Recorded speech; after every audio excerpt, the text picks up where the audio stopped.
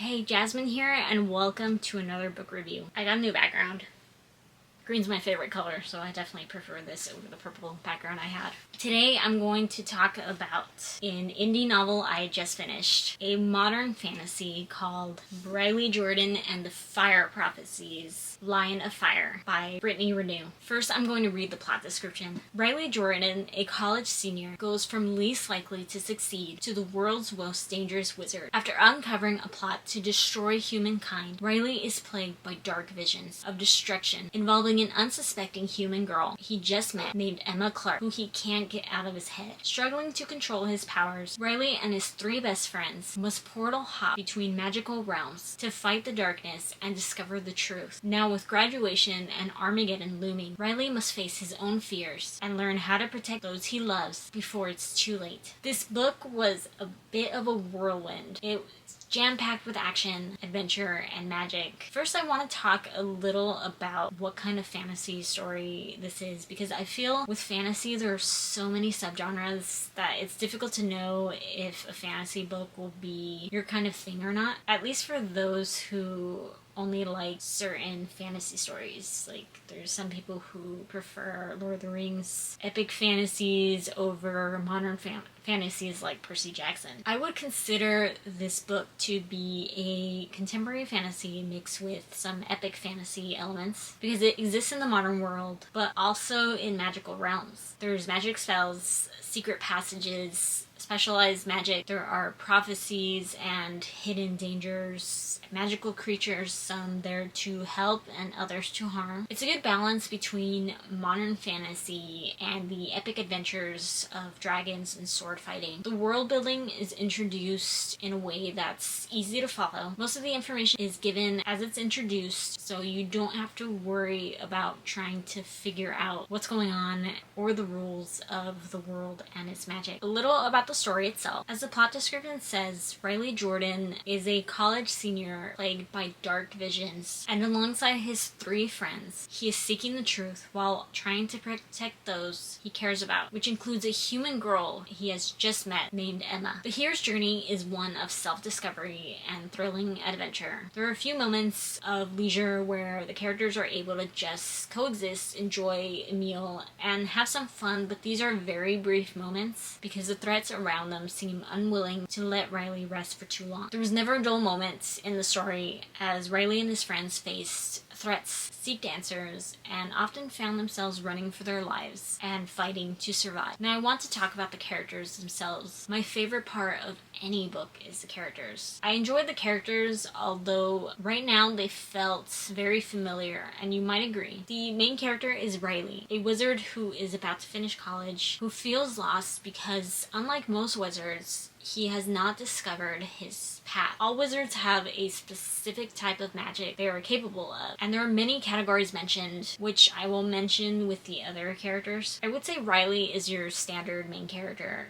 The one every story demands. He's incomplete, looking for his place in the world and the reason. He is the one you may find yourself relating to, and this always makes it more satisfying to see him grow as a person. But Riley is shocked when he realizes he is a fire wizard, the first to exist in 70 years. Riley is a bit of a rule breaker, not in the troublemaker way. Moreover, he seems to be the kind of person who believes rules aren't always meant to be followed, and is therefore willing to bend them when needed. Of course, Riley is surrounded by friends, each with their own strengths. First, we have his roommate Logan, who is a combat wizard. There are many types of wizards, but I don't want to get into them because learning what they can do is part of the fun of reading fantasy. Logan is the designated troublemaker, the one not only willing but eager to get his hands dirty, almost like it's a rush of adrenaline for him. Then there's his girlfriend Madeline, the healing wizard. She is the moral compass, the compassionate one, the one you would want to hide reckless actions from, but want to be there by your side when you're in trouble. Riley's final friend is Caleb, a nature wizard, and the most responsible one of the group. Caleb has less to do in the story, not in the action,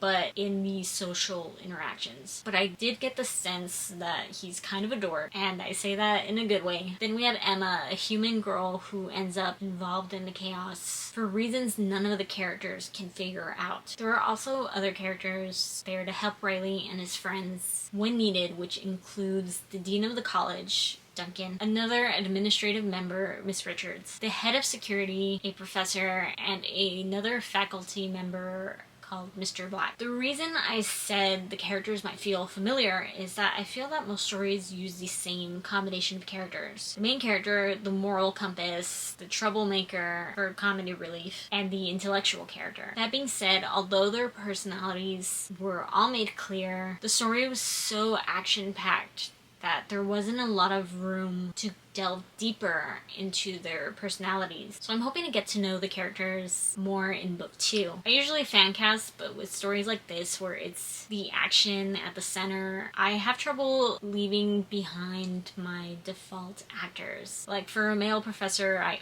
always end up picturing Lakeith Stanfield, I think because his voice is soothing yet serious, you know what I mean? And for any head of a school, principal, headmaster, dean, I always picture James Spader. I don't know why. For the main characters, since they are all in college, Teen Wolf characters just started popping into my head and just stuck. And then after I read it, I went into the author's Instagram and saw she had posted character art. And let me tell you, I felt pretty good about who I was picturing after.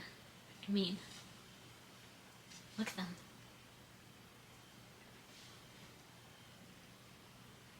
It's pretty good, right?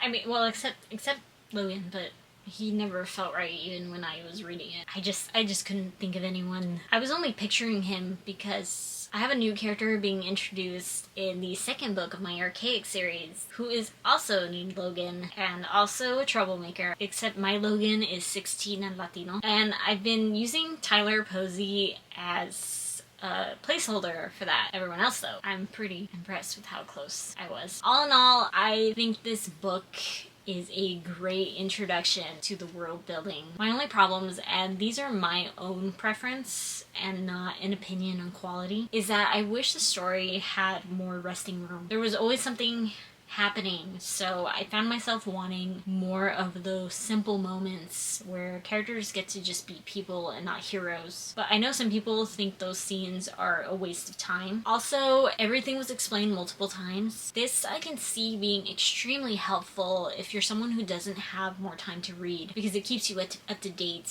and refreshes your memory. But I read the book in 5 days, so it just felt repetitive, and I started skipping every time Riley started filling in other characters on what happened, since I just read it an hour at most before and didn't need the refresher. Which is why my personal rating for this book is 3 stars. If you don't know my star system, that means I enjoyed it, but I don't think I would reread it. That's usually how I feel about most book ones, because sequels are just always so much more satisfying, aren't they? Since this is the first of a series, I'm looking forward to book 2 to see how it expands on the characters and the overall mystery itself. You can find Where to Buy Lion of Fire in the description. The next book I'm reading is a traditionally published novel called The Silent Patient by Alex. Please understand that I don't want to embarrass myself by mispronouncing this last name, but Alex.